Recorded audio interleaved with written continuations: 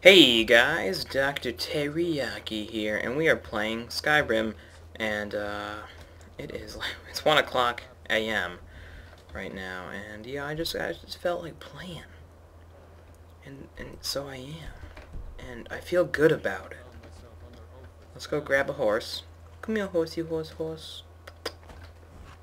Here we go. Huh, huh. There we go. But we're playing a game. It's good. I'm so relaxed right now. It's so nice. I feel like $1,000,000. I don't think anything could bring me down. So don't ruin that for me. It is Christmas Eve officially now. And boy am I feeling Christmas spirit. I've been listening to Christmas music.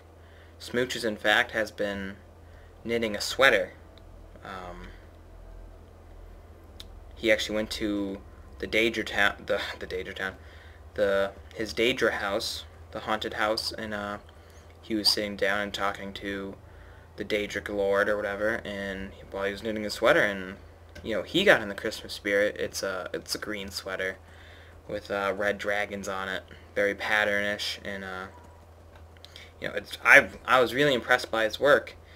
And like, he was listening to some Christmas music. He hired a bard to play Jingle Bells, all the classics really. So the Holly and the Ivy, Santa Baby, which is actually a really creepy song if you think about it. Like, Smooch was like, "Why are you singing this to me?" And but so he finished, like I said earlier, he's like the master of knitting.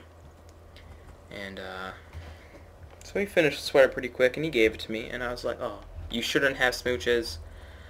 I didn't get you anything." But then when he walked outside of his house, he was like, "Why is there a horse?" I was like, "That's right, I got you a horse, Smooches." He was like, "You shouldn't have." Well, it was a surprise. I told you I didn't get anything. I didn't get you anything, but in fact I did.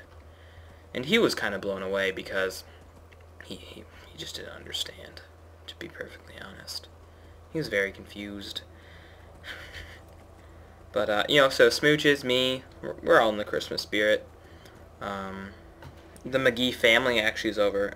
Smooch's aunt and uncle and father and ma came over, and they're quite the rowdy crew. I think there's a guest house in his house, and oops, oh no, I didn't pass it. But Auntie Mcgee, I talked about her before. She got him into knitting a lot, and I think I might have said his parents were dead earlier, but they're not. It was an illusion. Me and him we weren't that close friends. I think he was just trying to make himself sound way more interesting than he actually was. So, but they were over. Those rings you make with like the construction paper. They made a bunch of those, hung them in his house. That was just beautiful, to be perfectly honest. Like, and they were drinking eggnog, and they got a little rowdy. They spiked it. Rather, Smooches didn't. He didn't know, in fact, what alcohol was until today. But Auntie Mcgee and all her craziness spiked the alcohol, and Dad and Mom were completely okay with it. So, so they were all kind of drunk. But when Smooch's uncle gets drunk, it's not a pretty sight. We're here. 100% enemy remaining. But Uncle Mcgee, he broke the window in his house, and he broke a couple vases. Oh my God, there's a lot of people here. But just like, and Smooches told him to stop, and he threatened him. He was like, "I will stab you with my knitting picks," or whatever they're called. And he was like, "I don't care," and he was slurring his words, of course, and it wasn't pretty. He wouldn't stop, and he ruined Christmas for a while, but they got over it, and they got back in the Christmas spirit. And they ended up having an overall good time, except for a few blips with the drunk uncle. And right now, like, Smooch is out right now adventuring before Christmas Day, because he needs a little more cash to get his mom a present. You know, Smooch's mom has been there for, like, him and the aunt actually mentored him a lot. Besides teaching him knitting, well, that guy fell to the floor. His mom, who was a very well-trained swordsman, taught him everything he knows about using a sword. So, why do they keep falling to the floor? And, you know, Smooch is just, he couldn't be more grateful for his mom, and he couldn't ask for a better one, so... I think that kind of shows, too, what kind of man Smooches is. Like, he's not afraid to show love for his mama, you know? He's proud of her. He's proud that she's achieved so much, you know, she's trained in the art of swords. And he just couldn't ask for anything else, so... I'm so happy for Smooches as a person, and, come on, it's Imperial soldiers. Oh. 75% are remaining. But yeah. So, but Smooch was kind of sad earlier when he found out that he didn't have enough money for his mom's present. So he was like, "You just lay down, Mom. I'm gonna go get you your present." And that's what he's doing right now. And at first he wasn't really too sure about. What's this one here? Razzle, brazzle, dazzle. What else am I like? Smithing. Smithy. Heavy armor. Fists of steel.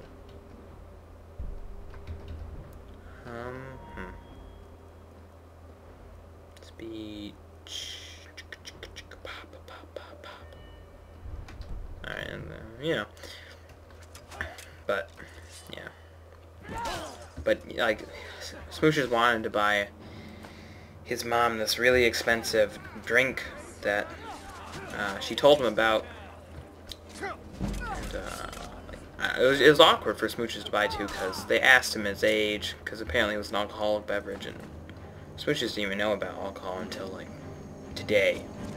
So he was really confused when he went to the Whiterun Tavern to buy it. Specialty there, but and he found out it was like, hold on, he found out it was over 3,000 gold, and Smooches only has 2,900, and he's been saving. Oh my God, that guy just died. He's been saving for a really long time, and he's been saving all year, in fact, for his mom's present. And when he found out that he just came short, he was devastated, and he knew that he had to somehow get the money.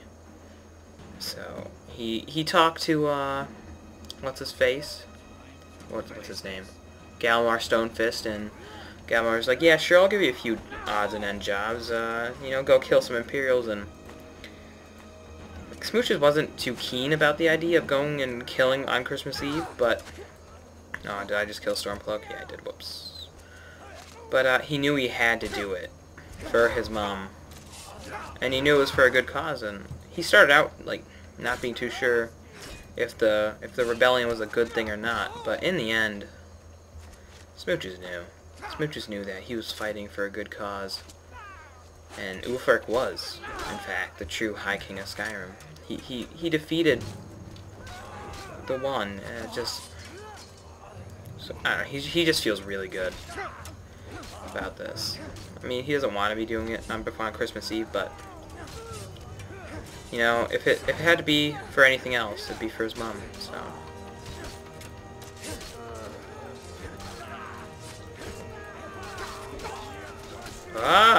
only 12% remaining. What? And I don't know. So I mean, Christmas has been a really big thing in the past for Smooches. He's in fact been. He was a Christmas baby. Wow, this just got really weird. No, I got war here. Oh wait, that doesn't work like that. But yeah, in fact, he was a Christmas baby. He was born on Christmas, so it's always been a big day for him and his family. And also, with Smooch is owning a house now, it's a proud moment for his mom and pa. Let's go report back to what's his nose.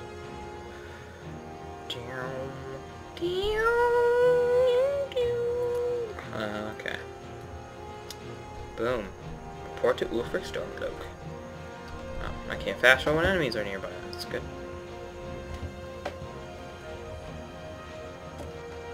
But, you know. So, be sure to tune in next time, though. This is the other character I started recently. She's pretty funny. She's a widow. But be sure to tune in tomorrow for Smooch's Christmas party. You're all invited. He wants you to come.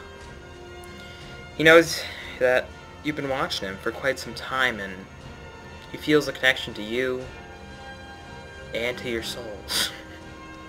So, can't wait. But I want to say thank you for watching, and Smooches also thanks you for watching, and be sure to like this video and subscribe to me. Other than that, I'm out, and so is Smooches. A goodbye.